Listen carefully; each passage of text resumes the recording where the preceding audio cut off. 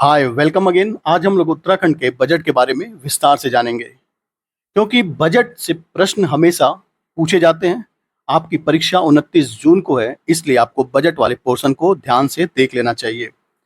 साथ ही हम यह भी बात करेंगे इस बार का बजट किस बातों पर फोकस करता है। जैसे कि अगर शॉर्ट में बात करें तो इंफ्रास्ट्रक्चर, एग्रीकल्चर, याद करना आपको। एग्रीकल्चर के आगे इंडस्ट्री, इंडस्ट्री के बाद है इंफ्रास्ट्रक्चर हो गया। इंफ्रास्ट्रक्चर, एग्रीकल्चर, इंडस्ट्री के साथ साथ कनेक्टिविटी, टूरिज्म, पर्यटन पे, ठीक है। और साथ में आयुष एक और क्षेत्र बच जाता है, वो कौन सा है? तो ये है एनर्जी, ठीक है।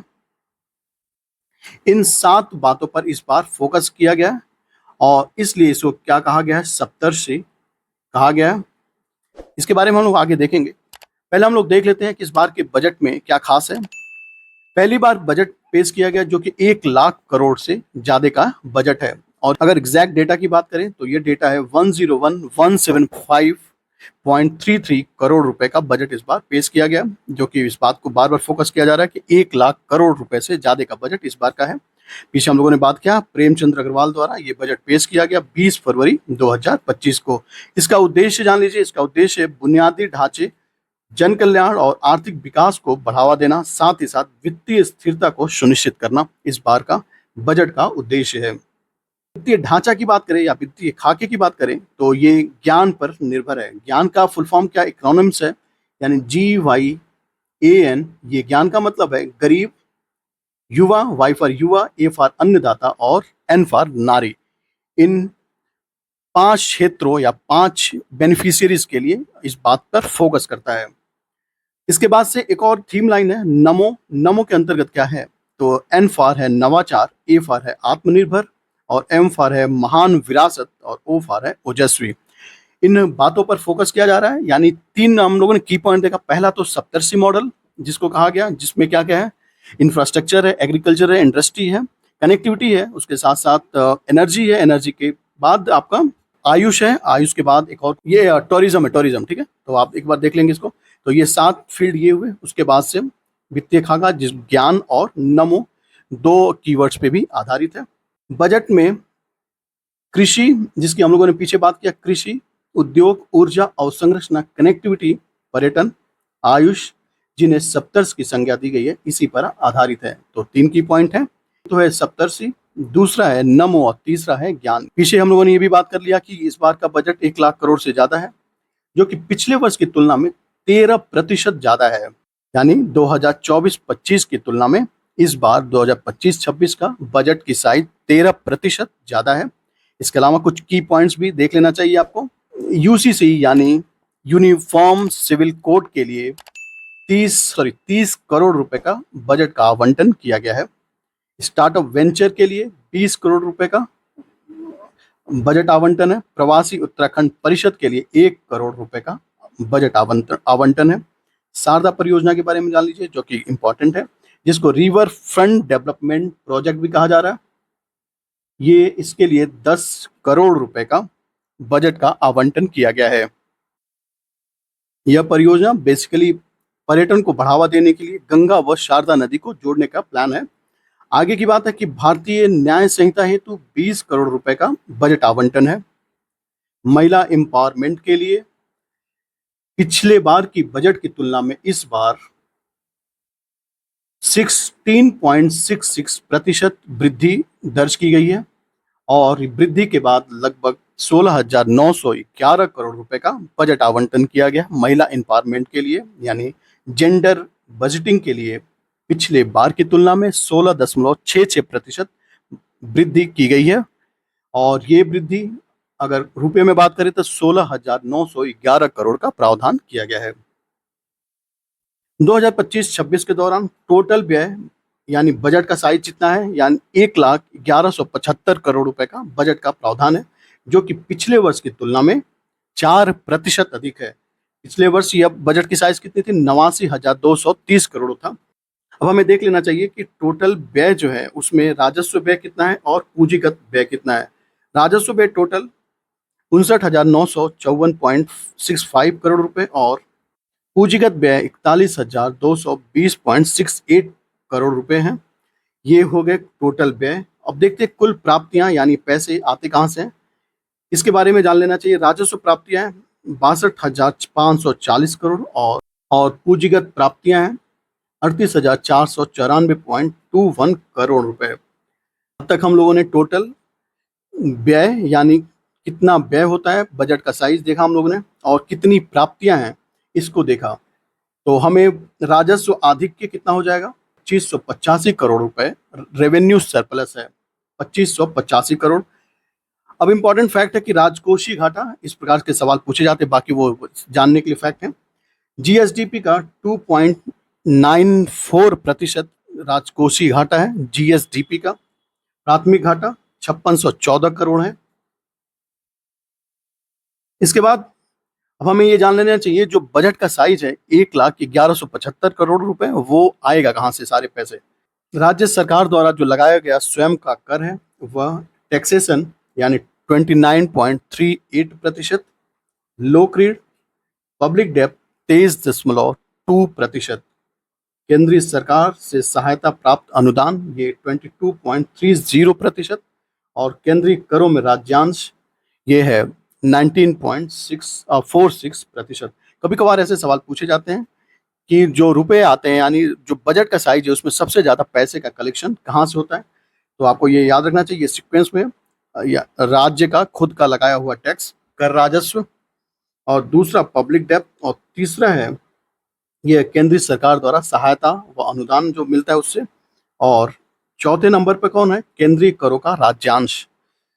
तो ये हमें ध्यान रखना है कि रुपया जो आता है बजट में वे बजट में कहाँ से पैसे आते हैं इसके बारे में है। और अब ये जो पैसे आए हैं इसका खर्च किस प्रकार से किया जाता है, यानी तो अन्य व्यय सबसे ज़्यादा 28.97%, वेतन भत्ते व मजदूरी आदि अधिष्ठान व्यय है 23.98% और पेंशन में जो पैसा खर्च होता है वो है 12.13% और इंफ्रास्ट्रक्चर के लिए 10.94%।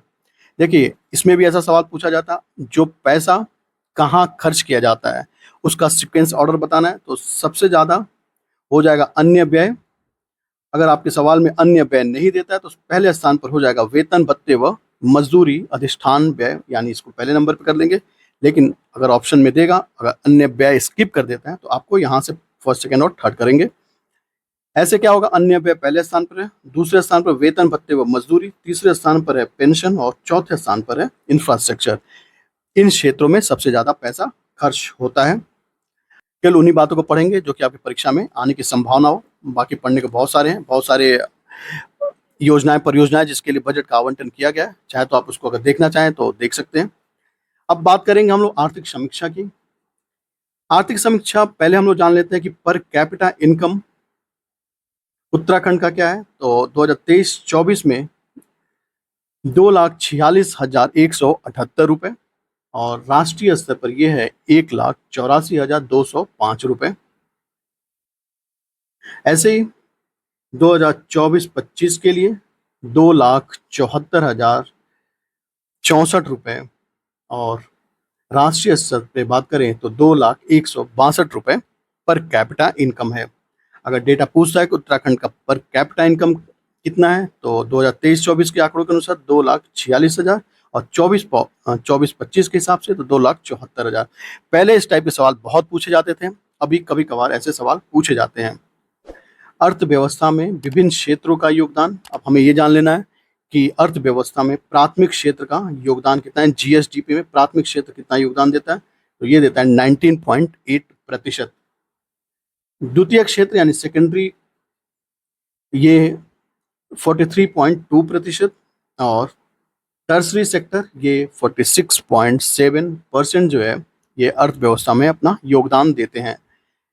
इससे भी सवाल पूछे जाते हैं कि उत्तराखंड की अर्थव्यवस्था में सबसे ज़्यादा कौन से सेक्टर से राजस्व का कलेक्शन होता है, तो सबसे पहले हो जाएगा टर्सरी सेक्टर और उसके बाद से द्वितीयक यानी सेकेंडरी, उसके बाद से है प्राइमरी। तो इसको भी आप सीक्वेंस में लगाना चाहें तो ये पहले नंबर पर, ये दूसरे नंबर पर और ये तीसरे नंबर पर, इसे भी हमें सीक्वेंस में लगाना आना चाहिए।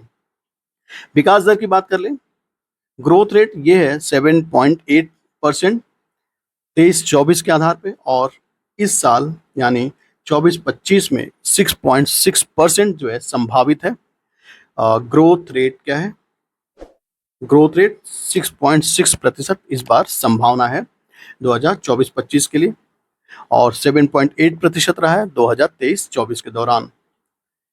एक और सरकार की इनिशिएटिव है आज से थोड़ा कम अभियान, इसको देख लेते हैं। आज से थोड़ा कम अभियान, ये सबसे जरूरी है कि हमें ये जान लेना चाहिए, खाद्य सुरक्षा एवं औषधि प्रशासन द्वारा इस परियोजना या फिर इस अभियान को शुरू किया गया है।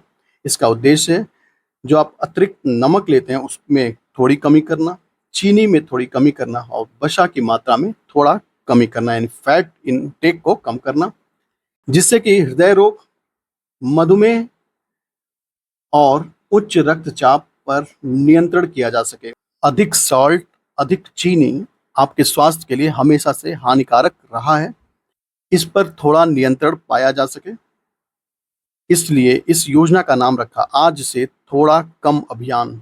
इसको ध्यान रखना है। तो किसके लिए है?